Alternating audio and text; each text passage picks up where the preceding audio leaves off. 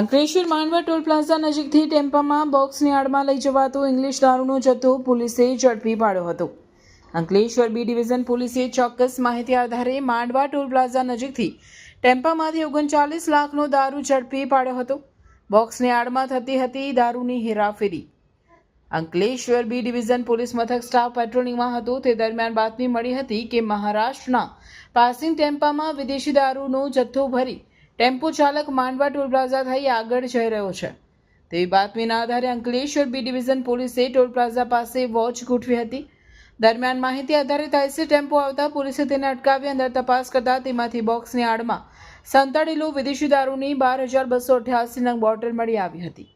પોલીસે 39.93 લાખનો દારૂ અને 12 લાખનો ટેમ્પો મળી કુલ 51.98 લાખના મુદ્દામાલ સાથે રાજસ્થાનના સરવાના કમલેશ હીરારામ બંગડવાને ઝડપી પાડ્યો હતો, જ્યારે 4 ઇસમોને વોન્ટેડ જાહેર કર્યા હતા.